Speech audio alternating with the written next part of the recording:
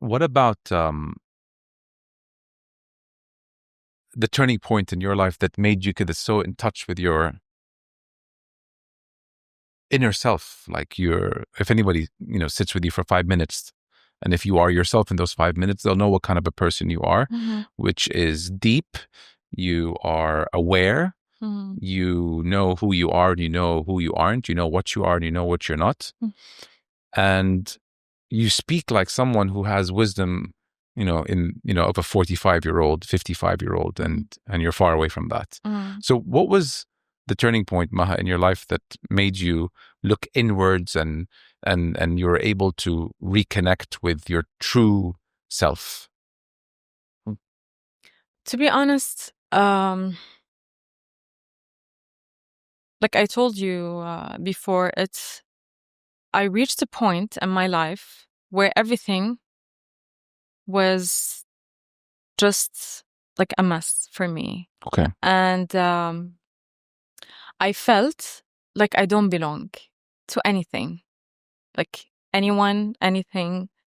So what scared me is that I realized that I have so much love within me, and I keep on giving it to everyone other than myself. Because I was like raised and I was taught that if you want to feel love, give love. Yeah? Is that true?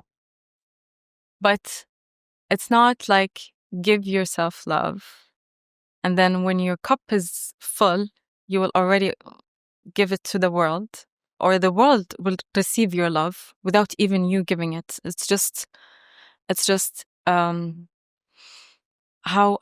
do they say it? A byproduct. Because you filled your cup, you are able to.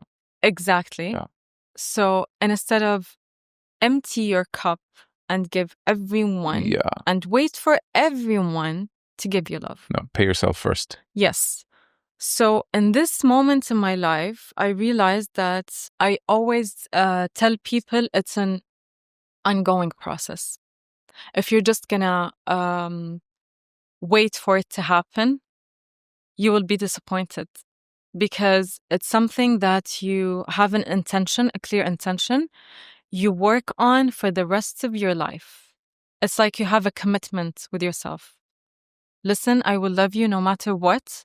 If you fail, if you succeed, if you like be good, if you be like the worst person ever, I will love you no matter what. This is about yourself. You're talking to yourself when you say that. Yeah. Yes. Even sometimes before going to a workshop that I do or a training that I do, I like to stand in front of the mirror and then I tell myself, I'm not waiting for you to be perfect. I don't أصلاً want you to be perfect. I just, I know you have a message that you want to deliver to the world. I know you have a knowledge that you want to share to the world. And we're going to enjoy doing it. So when I do this, I feel less pressured and I feel more loved. We put so much pressure on ourselves to be flawless. Yeah. You took me to my days when I'm emceeing or when I am moderating, because it's live and it has to be perfect and I can't mess up. Over here, I have control over what goes out. If I didn't like, I can cut that out. Yeah. But before I go out to MC, I'm like, this has to be perfect. And if I trip at the first hurdle in the first 5 minutes, Basel the next 55 minutes. Yeah. That's a really interesting tactic that you raised. You look at yourself in the mirror and you say, this does not have to be perfect. What you do is that you're deflecting any pressure that is coming onto you. You're removing any pressure. You're removing self-imposed pressure. Yes, thank you. And you also remind yourself why you're doing this at the first place. You're not doing it to please people.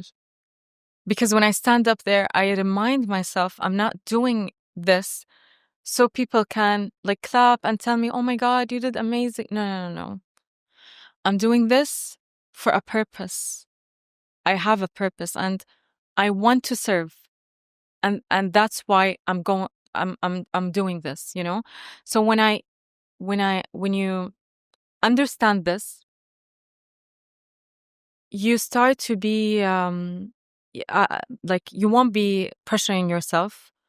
You will be more compassionate with yourself, even if you fail, even if you did not do it right. You will say, at least we tried. Like, even for me, like coming here on your show, for me as a, like my first time talking only in English, and delivering a message, not talking like about myself. No, I'm delivering a message. It was, of course, I was afraid of failure. I was like, no, like, what if I like did not do it right, or I was like mistaken. I was like, it's okay, it's okay. Just enjoy the journey. As long as you try, يعني خلاص. I don't ask you for more. That's top tier confidence and Yeah. growth Yeah. and removing self-imposed pressure. Yes, of course. What is it? You make the best impression when you're not trying to make a good impression. Yeah. Why? Because there's no pressure on you. Exactly. Yam. I'm going to speak Arabic like you. I would be in some event and I see someone of importance, minister, CEO, and I'm like, okay, here's my shot. You know, maybe I can get him on the show. So I go and I'm like, hi, and nice to meet you. And I say something and it didn't come out right. And it's like the pressure, you know, compared to, and this happened also recently, be at an event, speaking to someone, hi, Muhammad. What do you do, Muhammad? I have a podcast. Oh, very nice. What do you do, sir? Oh, I work at this company, you know, blah, blah, blah. And we'd be in conversation for 15, 20 minutes. We're talking about cars. We're talking about sports. We're talking about, you know, health routine. And at the end of that, I had someone, I won't name him. If he's watching, he'll know. He'll be like, Muhammad, you know who the hell you were just talking to? I was like, no. He's like CEO of this Fortune 500 company. Wow. I'm like, come on. Like if you know, here he is. Before, you won't be like. I don't think it would have lasted more than 2 minutes. Exactly. But there was no pressure. Exactly. And I flourished. When there is pressure, you know, like games when you want to, for example, tennis or something, like if you practice it alone, like with no one around you, you do amazing. And then when you are at the same in the game, you started to like, يعني أجيب العيد. Yeah. Could have just said that from the beginning. Yeah. Yeah. Absolutely. When the lights are bright, all of a sudden, you're not performing as well as you did, even though you did it many, many times. Pressure is a funny thing. That's what I love about this space podcasting. You know, we're watched by, I mean, Princess Rima and Prince Abdulaziz, their episodes are almost 2 million each views. But in the studio, most of the time, there's no one here. Now there's 2 people. So we don't have to deal with the audience of people watching. Yeah. And it's intimate and it's one-to-one. Yes. But then that's broadcasted to the world. And that's why I knew when you said that you wanted to come on the show, you said, you know, first time you do this in English. In my mind, I'm like, but your English is flawless. Your message is amazing. Tap into the audience that I have, who are completely different to the audience that you have. Yeah. And spread your good, you know, on the other side of the fence. Exactly. Something I told Ahmed Shigeri as well. So fingers crossed.